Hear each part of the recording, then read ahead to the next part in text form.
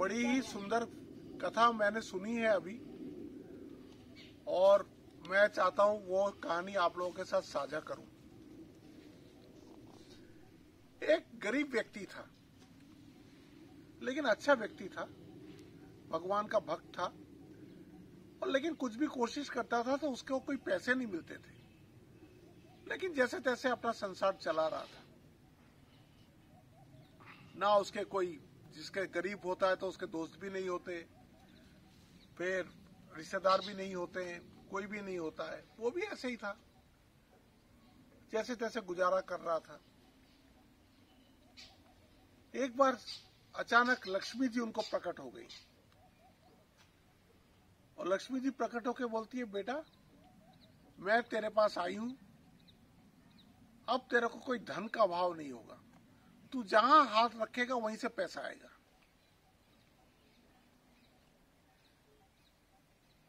तो इसने कहा, माता ये तो बात ठीक है, लेकिन आप लक्ष्मी तो चंचला होती है,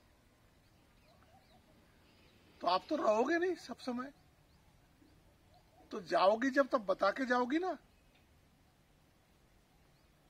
बोले हाँ, जाऊंगी जब तेरे को बता के जाऊंगी। इसके बाद ये जो भी काम करता, लाखों में पैसा, करोड़ों में पैसा इसके पास आने लगा।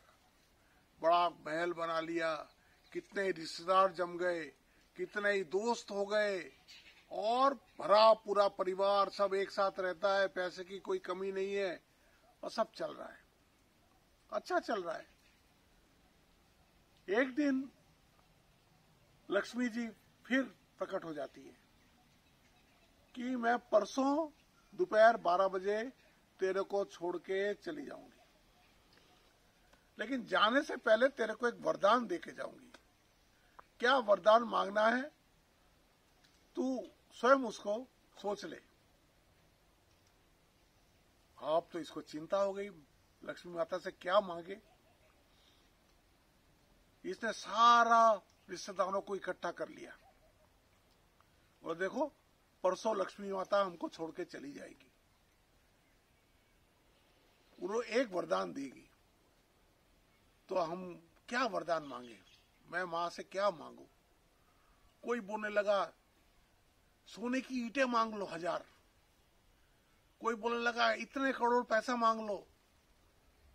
ऐसे करके बड़ा बड़ा के लोग बोलने लगे। ये सोच रहा है जितना भी मैं मांगूंगा वो तो कम होगा, वो तो समय के साथ उसकी वैल्यू गिरेगी। उसका मन प्रसन्न नहीं हो रहा है इनके इतने कहने से भी। लेकिन लक्ष्मी ने कहा है तू जो मांगेगा वो दे के जाऊंगी। एक उनकी घर की नई बहू थी, कोने में चुपचाप खड़ी थी, वो एक शब्द नहीं बोल रही थी। तो इसने बोला, बेटी तू नहीं बोल रही है कुछ, सब लोग इतना सुझाव दे रहे हैं, तू भी बता क्या मांगे लक्ष्मी से। बोलते देखो पिताजी, आपने देखा जब ये धन दौलत आया तब ये सारे रिश्तेदार आ गए, सारे मित्र आ गए आपके पास, बड़े घर में सुख शांति हो गई, ये धन के आने से हुआ। तो आप लक्ष्मी माता से यदि ये मांगते हैं कि हम इस तरह से खूब सुख शांति के साथ इकट्ठे मिलकर रह सकें, ऐसा हमको आशीर्वाद दीजिए। हाँ तूने ठीक कहा है, तूने बिल्कुल ठीक कहा है। अब लक्ष्मी जी आई, लक्ष्मी जी से उन्होंने यही मांगा, हम जिसे जैसे मिलजुल के अभी तक रहते हैं ऐसे ही सुख शांति के साथ हम आपके जाने के बाद भी हम ऐसे ही रह सकें, आप ऐसा वरदान दो। बोलते मेरे आने से ही तो ये होता है, तो मैं जा ही नहीं सकती, मैं यहीं बैठ जाती हूँ। लक्ष्मी वहीं बैठ गई। कितना बढ़ गया वो उत्तर रहा। तो ऐसा है, तो इसलिए सुख शांति मांगिए, आपस में प्रेम मांगिए, ये आप करेंगे तो लक्ष्मी जी का वास अपने आप घर में होगा। और आप यदि सोचते हैं कि लक्ष्मी जी आने से ये सब होगा, ये एकदम गलत बात है। जो चीज स्थायी है उसको मांगना चाहिए। ऐसा कहते हैं दुनिया में सबसे आसान काम है दूसरों की निंदा करना, दूसरों के बारे में बुरा बोलना, दूसरों को ईर्ष्या करना। बोलते दुनिया में ये सबसे आसान काम है। और सबसे कठिन काम क्या है?